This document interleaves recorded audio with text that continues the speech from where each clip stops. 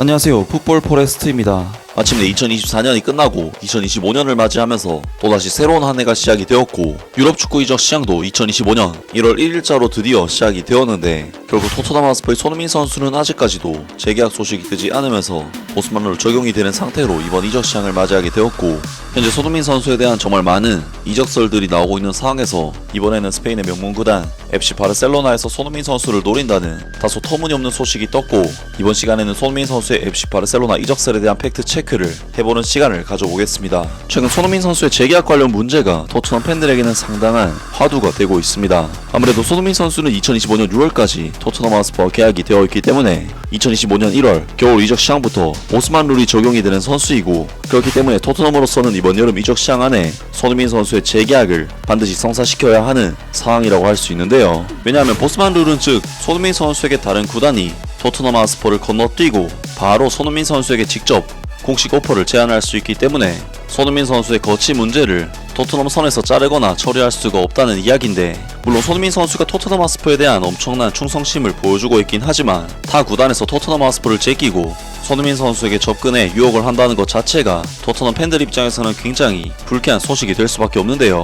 때문에 최근 많은 매체들은 손흥민 선수가 FA로 풀려날 시 영입을 노리는 클럽들이 많을 것이라는 소식들이 전해지고 있고, 어제 전해드린 소식에 의하면 손흥민 선수는 AC 밀란 이적설까지 나오면서 안 그래도 많은 이적설에 또 하나의 이적설이 추가가 됐었는데, 이번에는 스페인의 명문 구단 FC 바르셀로나에서 손흥민 선수를 노린다는 다소 터무니없는 소식이 떴고, 이번 시간에는 손흥민 선수의 FC 바르셀로나 이적설에 대한 팩트 체크를 해보는 시간을 가져보겠습니다. 스페인 언론이 손흥민의 바르셀로나 이적설을 다시 부추겼다. 손흥민의 트로피 열망을 자극해 데려오겠다는 계획이다. 스페인의 엘 나시오날은 3일 바르셀로나에서 곧 FA가 되는 손흥민과 모하메드 살라를 주시하고 있다고 보도했다. 이 두 선수 가운데 손흥민이 바르셀로나로 갈 가능성이 가장 높다. 모하메드 살라의 경우 이번 시즌 엄청난 활약을 펼쳤고, 리버풀은 그와 재계약을 하고 싶어한다. 모하메드 살라는 프리미어리그 득점 랭킹 1위에 올라 있으며 현재 세계 최고의 팀으로 평가받는 리버풀을 떠날 이유가 없다. 손흥민은 상황이 다르다. 토트넘 하스퍼의 캡틴이지만 UEFA 챔피언스리그 진출과 리그 우승을 보장할 수 없는 팀에 속해 있다. 축구 선수로서 첫 우승을 위해 떠나야 한다는 지적이 나오고 있다. 손흥민의 바르셀로나 이적설이 한 달여 만에 재조명되고 있다. 지난해 12월 초 손흥민의 바르셀로나 이적설이 잇따라 보도가 됐었다. 영국의 팀토크에서는 토트넘 하스퍼의 슈퍼스타 손흥민이 바르셀로나에 합류할 것이라고 보도했다. 계약 사항을 고려하면 시즌이 끝나고 무료로 이적할 수도 있을 것 같다. FC 바르셀로나는 손흥민의 영입을 위해 안수 파티와 페란 토레스를 방출할 것이다. 바르셀로나의 디렉터 데쿠는 손흥민의 영입을 긍정적으로 생각하고 있으며 손흥민의 영입을 추진하고 있다. 바르셀로나는 1월 이적 시장이 아닌 2025년 여름에 영입을 목표로 하고 있다고 언론은 전했다. 토트넘 하스퍼와 1년 계약을 갱신하지 않으면 손흥민은 FA 자격으로 팀에 영입될 수 있다. 그들은 안수 파티와 페란 토레스를 내보내면 바르셀로나가 손흥민의 주급을 감당할 수 있을 것이라고 말했다. 하지만 토트넘이 손흥민을 FA로 내보낼 가능성도 있다. 1년 연장 옵션을 발동해 올해나 내년에 손흥민을 적당한 가격에 팔 수 있는 발판을 마련할 것으로 보인다. 하면서 FC 바르셀로나가 최근 재정적인 문제로 인해 자유계약 영입을 통해 선수들을 수급하고 있으며, 손흥민 선수도 내년 FA 자격을 얻게 되기 때문에 바르셀로나의 영입 타겟이 될 것이라는 소식이 전해졌습니다.